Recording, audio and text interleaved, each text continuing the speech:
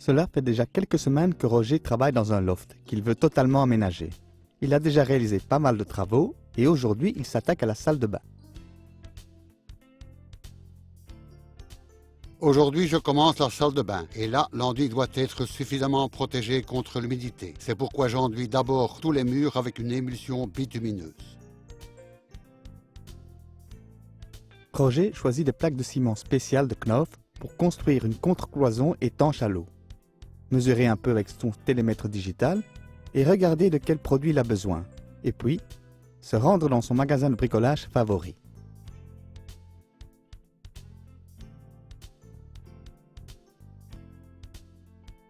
Si vous pouvez vous rendre dans un magasin de bricolage à proximité avec la certitude de pouvoir presque tout y trouver, bricoler devient nettement plus agréable.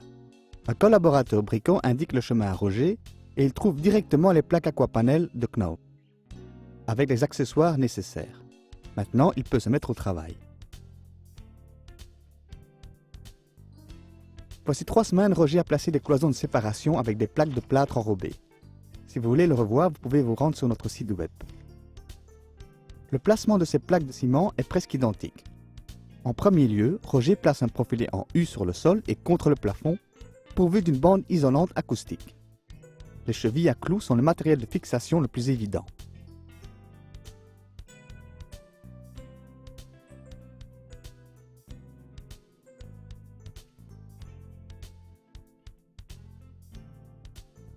Puis, il cisaille les profilés en C sur mesure et il les place dans les profilés en U.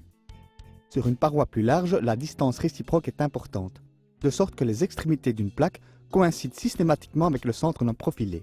Ici, une poutre en bois doit être glissée dans le profilé en C sur l'angle, afin que l'ensemble soit suffisamment solide. Les étroits profilés en C sont pratiques pour dresser une contre-cloison contre le mur existant, parce qu'on perd peu de place. Ceux-ci se plient naturellement bien plus facilement. Roger doit donc prévoir 2 ancrages muraux par profilé. Il fixe l'ancrage au mur avec des chevilles à clous.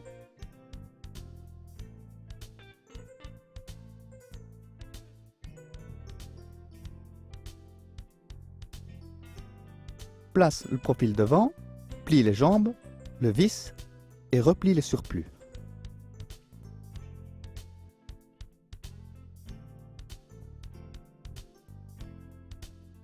Roger vient de placer la structure profilée. D'abord un profilé en U sur le sol, puis un profilé en U contre le plafond, les profilés en C entre eux, et ensuite les 2 ancrages muraux à chaque profilé en C. Maintenant, Roger peut placer les plaques contre la structure avec les vis inoxydables autoperçantes. Avant de visser la prochaine plaque, je dois placer le raccordement pour la douche et pour tout ce qui est électricité, chauffage ou sanitaire, j'ai toujours un livret d'instructions très clair sous la main. C'est vrai, Roger puise ses informations chez Selfmatic. C'est idéal pour lui. Il reçoit des conseils professionnels et il peut quand même réaliser les travaux lui-même. Il y a même suivi une formation gratuite. Réaliser les raccords pour l'encastrement de la douche est un travail facile pour lui. Le système avec des conduites flexibles est expliqué dans les moindres détails, de sorte qu'un seul regard dans son livret rend tout très explicite.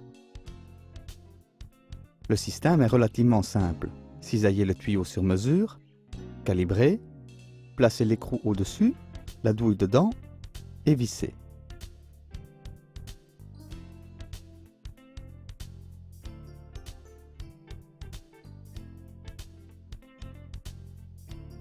Dès que les conduites sont bien fixées, il visse la plaque entière contre le multiplex de renfort.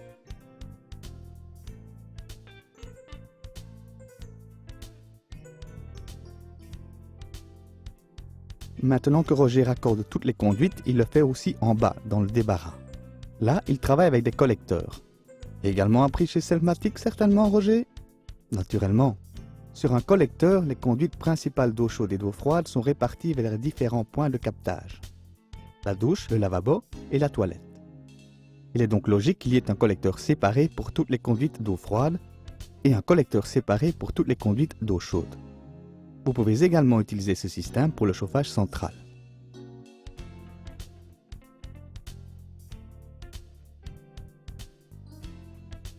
Puis, l'aquapanel suivant peut être placé dessus. Pour ce faire, Roger nettoie d'abord le bord de la plaque avec de l'eau et applique une colle polyuréthane. La plaque est ainsi dépoussiérée et l'eau assure un meilleur accrochage des produits polyuréthane.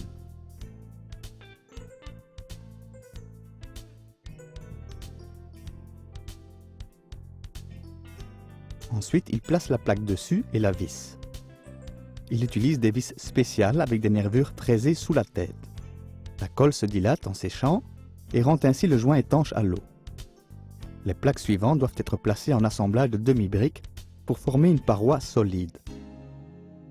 Il bouche les joints dans les coins et au raccordement contre le plafond et le sol avec une colle élastique permanente. La colle polyuréthane se fendirait à ces endroits. Le jour suivant, les joints sont à demi durcis. C'est le moment d'ôter la colle saillante simplement avec un couteau à enduire. L'aquapanel se place donc ainsi. Placé contre les profilés et vissé, nettoyer le bord avec une brosse mouillée, appliquer de la colle polyuréthane, placer la plaque dessus, visser et enlever l'excédent de colle. Avant de carreler les plaques, Roger doit encore les traiter avec un primaire. Celui-ci fixe la poussière de sorte que la colle pour carrelage accroche mieux. De plus, ceci rend la surface moins absorbante et évite à nouveau que la colle pour carrelage soit absorbée trop rapidement. Il est donc logique que ce primaire doit aussi être appliqué sur le sol de ciment.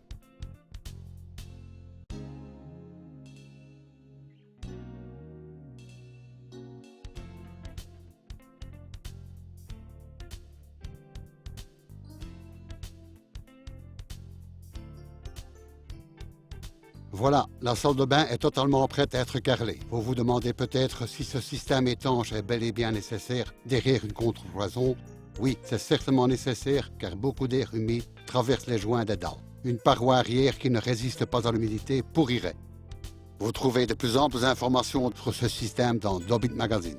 Et n'oubliez pas, ce que vous faites vous-même, vous le faites généralement mieux. À la semaine prochaine.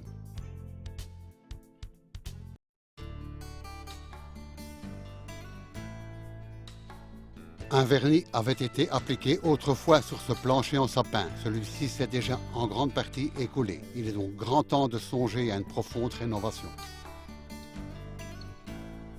Roger doit poncer tout le vernis et à nouveau poncer le bois propre aux endroits souillés. Un ponçage régulier dans le sens longitudinal du bois est important. Puis, il dépoussière la surface avec un chiffon humide. Dans un tel cas, il ne suffit pas d'aspirer simplement.